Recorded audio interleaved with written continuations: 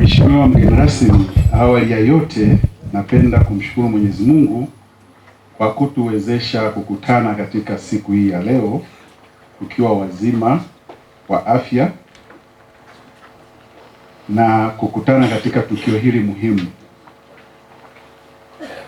Mheshimiwa mgeni rasmi, napenda aidha kutoa shukrani zangu za dhati kwako binafsi na kamati yako ya usalama ya wilaya ya Karatu kwa kutenga muda kufika kushirikiana nasi kwa ajili ya kuadhimisha siku ya urithi wa dunia.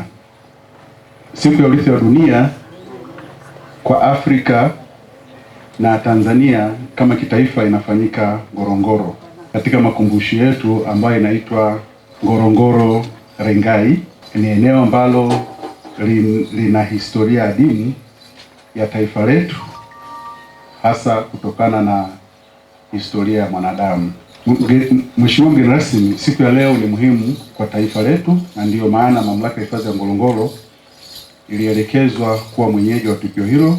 Mheshimiwa mgeni rasmi, maadhimisho ya mwaka huu yanaongozwa na kauli mbiu inayosema kusherehekea siku ya urithi wa dunia na kukuza viongozi wa baadaye.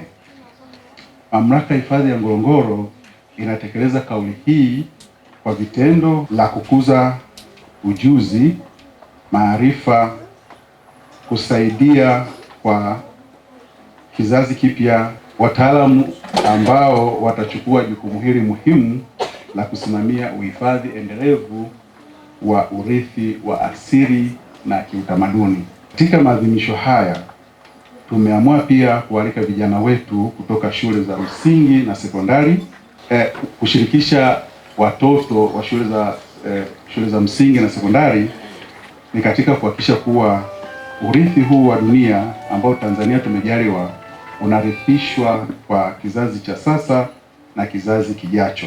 Kama kauli mbiu yetu Wizara ya Maliasili na Utalii inavyosema, tumerithishwa tuwarithishe. Mamlaka ya hifadhi ya Ngorongoro itaendelea kufanya kazi kwa karibu na shule zetu za msingi na sekondari. Ngorongoro yawezekana ndio bustani ya Edeni ambako Adamu na Hawa walianzia maisha, au wakati Mwenyezi Mungu anaumba dunia, basi akasema atamuumba mwanadamu na akatawale vitu vyote vilivyopo duniani. Sasa ukienda pale Ngorongoro Crater unakuta vitu vyote ambavyo Mungu aliviumba vipo, lakini pia na wanadamu wapo wakiendelea na shughuli zao.